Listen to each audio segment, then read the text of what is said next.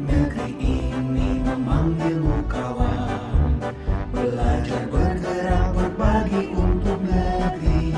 Guru penggerak majukan pendidikan, guru penggerak menghamba pada murid, kreatif rancang pembelajaran.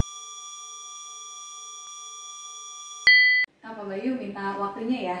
Nanti izin saya mau masuk kelas Pak Bayu untuk observasi di kelas pembelajaran Pak Bayu di pelajaran IPS. Nanti ngajar di kelas 7B ya, 7B. Iya.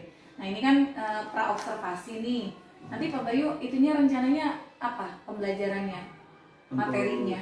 Materinya itu tentang interaksi sosial. Terus untuk modelnya menggunakan problem based learning dan menggunakan kasus yang terbaru pada saat ini. Oh ya, dari rencana pembelajaran itu tujuan pembelajarannya apa?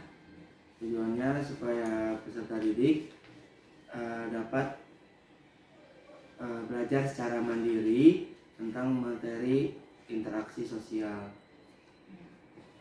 Nah nanti rencananya area pengembangannya apa tuh yang ingin Pak Bayu capai dengan materi itu, dengan strategi PBL itu? Area maksudnya pengembangan yang ingin dicapai di kegiatan pembelajarannya, apakah mungkin keaktifan siswanya atau yang akan dicapai itu rencananya pertama kemandirian belajarnya dulu, apakah dia bisa mandiri belajar. Terus yang kedua keaktifan peserta didik dan juga percaya dirinya. Seperti itu yang akan dilakukan. itu ya, percaya diri berarti karena ada kegiatan tanya jawab atau presentasi gitu ya? Oh, nanti dia menjawab pertanyaan bersama kelompoknya. Jadi percaya diri ini nanti akan dilihat apakah mereka percaya diri, mampu mengutarakan apa yang dia cari kepada teman-temannya atau tidak.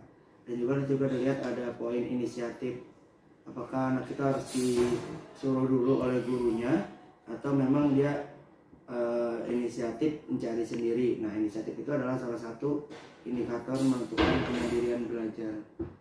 Nanti ada juga beberapa indikator, mungkin nanti udah ada di LK-nya, nanti bisa dilihat. Oh berarti itu termasuk strateginya ya, ada pembagian kelompok, terus nanti siswa diskusi, dari inisiatif juga ada pemberian poin, terus ada presentasi ya berarti ya? Iya, presentasi seperti biasa. Oke deh, ya udah mungkin itu aja. Nanti saya izin masuk ke kelas Pak Bayu untuk melihat proses pembelajarannya. Ya, silakan. Terima kasih Pak Bayu ya. Ya, mari Bu, kita ke kelas. Mari kelas. Berdiri.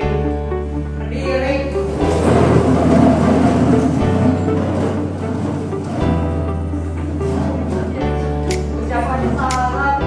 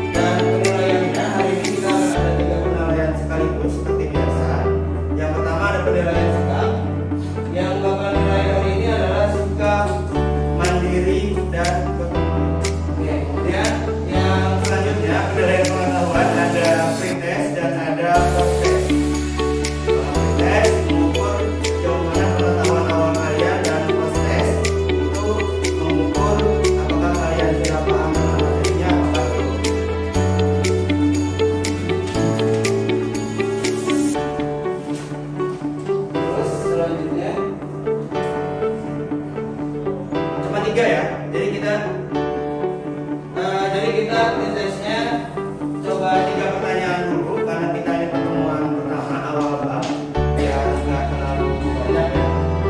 Ya silakan yang nomor 2 dan nomor 3.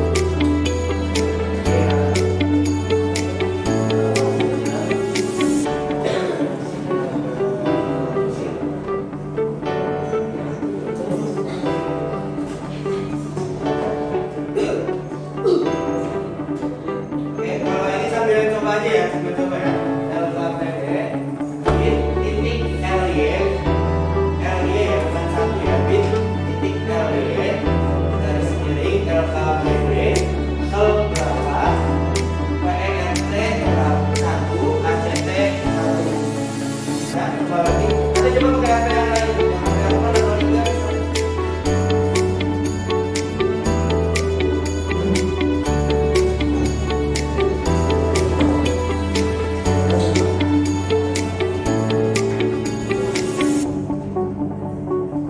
Oke, yang ini.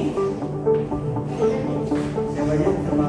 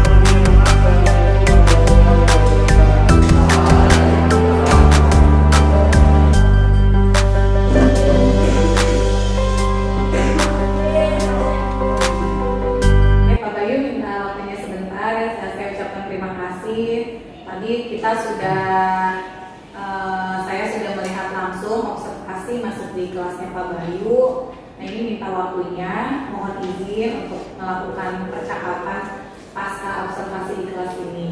Dan ini kita sepakati bersama bahwa dalam percakapan ini saya bukan untuk mengoreksi ya Pak Bayu ya. Jadi hanya bukan juga untuk mencari tahu, tapi lebih kepada siapa tahu mungkin dari Pak Bayu saya ingin tahu apa yang Pak Bayu rasakan gitu tadi ketika pembelajaran di kelas.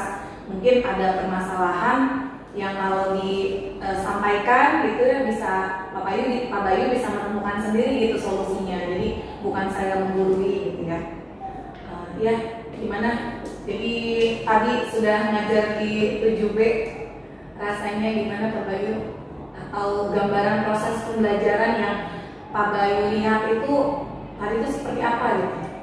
Ya, untuk gambarannya tadi kelas 7B alhamdulillah sudah mulai meningkat keaktifannya.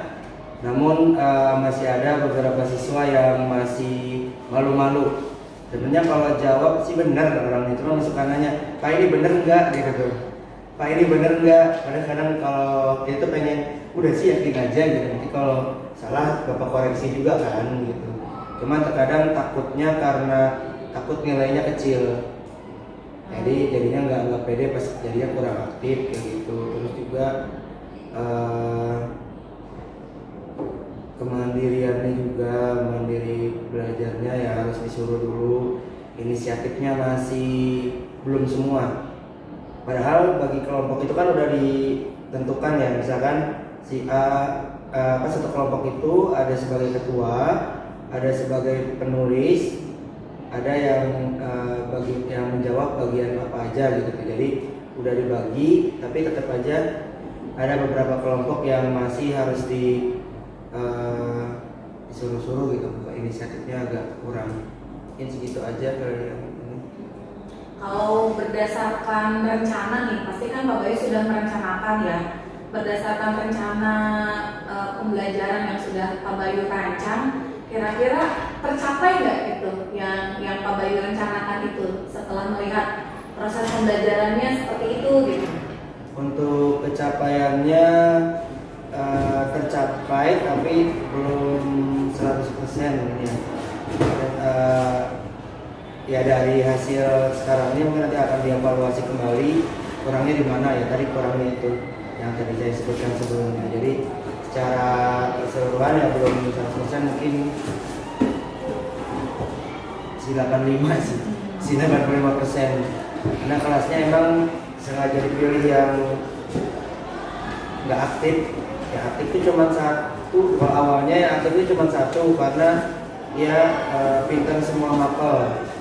Nah makanya kemarin kita coba lebih ini, alhamdulillah ada meningkat, suara-suara yang lain mulai berada bersuara, cuman ya kemungkinan masih 80% aja lah perpisahan gitu untuk keberhasilannya.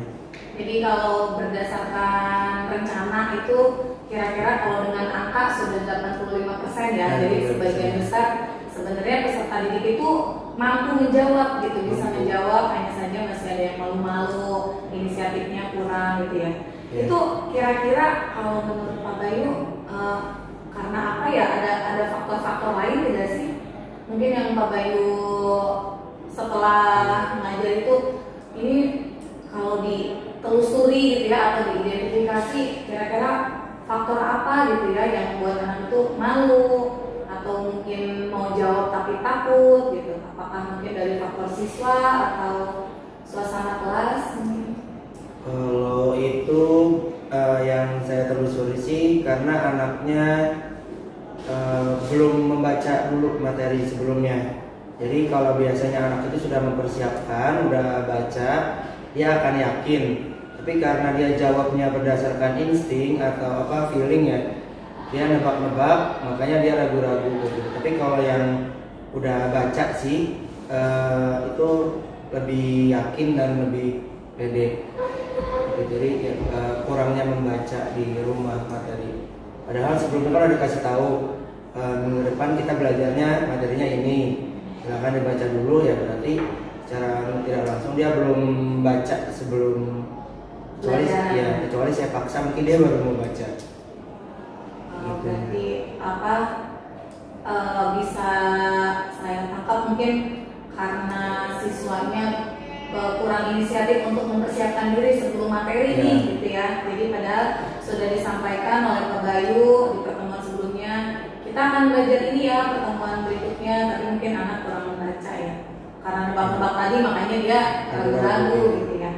Kalau seperti itu kira-kira mungkin kedepannya nih atau mungkin di kelas berikutnya Pak Bayu ada strategi nggak, atau di tahun akan datang itu atau di kelas yang lain dengan penemuan seperti ini, apa nih strategi yang akan Pak Bayu rencanakan supaya mungkin tidak terjadi yang seperti ini gitu siswa?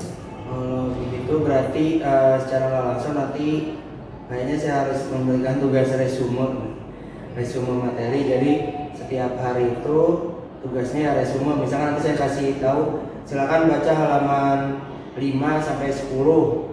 Nanti buat resume, nanti resumenya dikumpulkan di menjelang ulangan, dan itu jadi tiket ulangan atau PH atau sumatif harian ya sekarang ya. Jadi kalau misalkan dia nggak bikin resume berarti nggak boleh ikut ulangan. Mau nggak mau ya kita harus paksa dia biar baca. Karena kalau kesadaran kan nanti gitu-gitu aja, makanya perlu dibaca, dipaksa misalnya.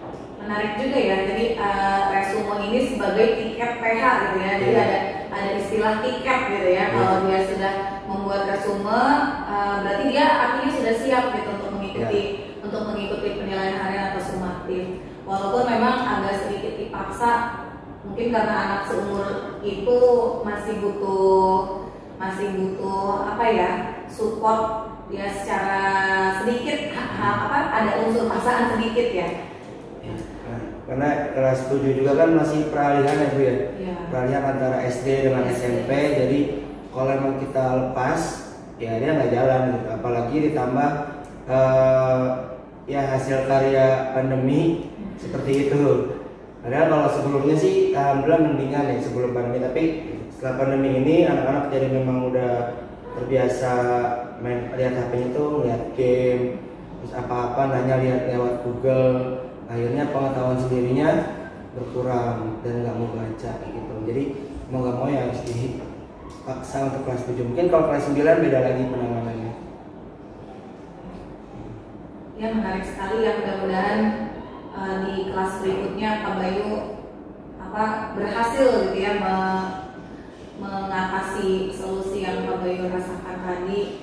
Tapi kalau misalkan untuk mengukur nanti di kelas berikutnya atau mungkin di kelas yang tadi dengan strategi yang lain itu, untuk mengukur ketercapaian gitu, kira-kira apa tanda bahwa ini berhasil gitu ya, berhasil diterapkan gitu ke siswa? Kalau saya untuk tandanya kan membuat lembar observasi ya, penilaian. Jadi amati keliling mana yang benar-benar bekerja atau mana yang inisiatifnya tinggi, itu dinilai seperti itu. Jadi bikin lembar observasi seperti tabel gitu, nanti di atasnya tulis kelompok 1 ya, anggotanya bisa nanti lah, yang penting kelompoknya udah tandain siapa aja, dan nanti digali checklist biar cepet gitu.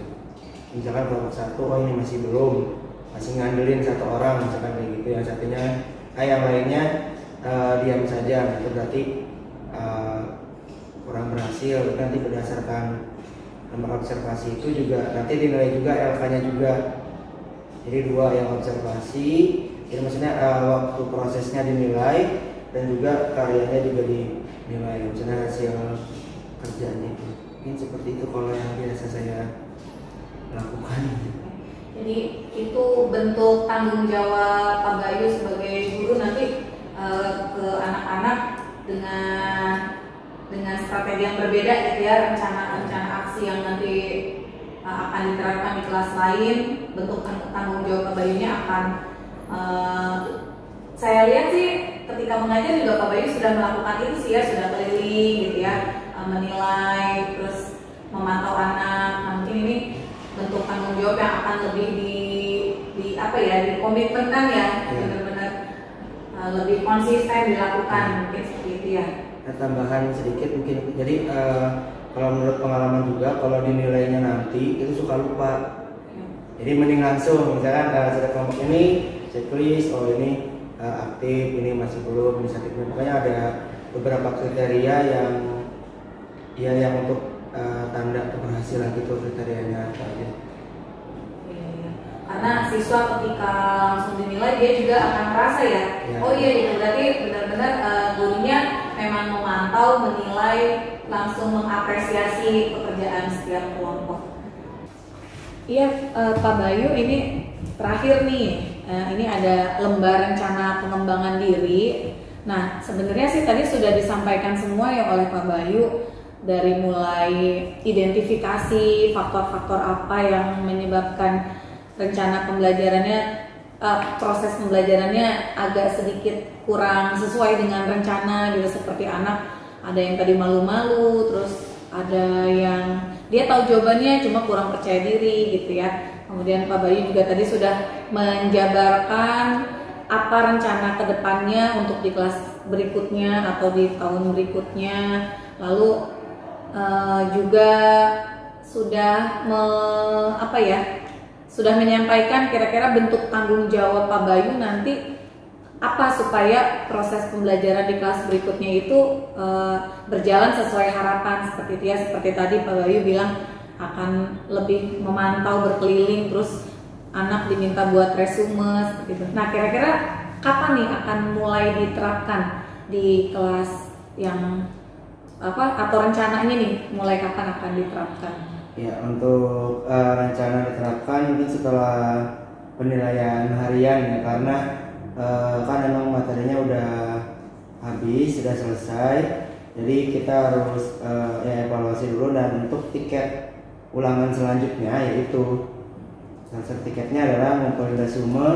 Nanti juga akan saya hitung berapa kali resumenya supaya jelas gitu. Nanti harus bikin tanggal, oh ini tanggal ini nggak ada, berarti kurang, bikin dulu atau ulangannya nanti dengan soal yang lebih sulit.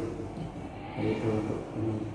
Oke. Nah, ini ada lembar rencana pengembangan diri. Sebenarnya tadi sudah dipaparkan semuanya. Berarti aktivitas pengembangan berikutnya lebih ke apa? Ya, pengembangannya lebih ke kasus-kasusnya, PBL-nya atau menggunakan kasus yang terbaru sesuai dengan kondisi sekarang atau terdekat yang terkini. Bisa aja berubah kan, karena kalau pakai kasus yang lama kadang anak-anak itu kurang tertarik seperti itu mungkin.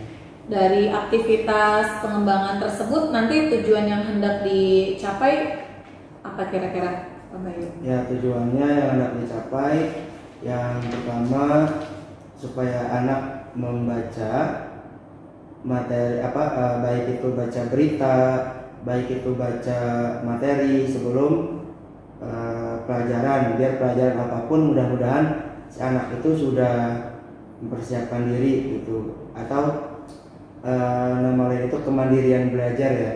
Tujuannya adalah supaya anak meningkatkan kemandirian belajar anak di rumah. Oh, berarti ukuran keberhasilannya Pak Bayu bisa mengatakan atau menyimpulkan nanti berhasil tuh kalau anak lebih mandiri ya, kemudian bisa menceritakan atau menyampaikan terkait kasus-kasus terkini seperti itu ya.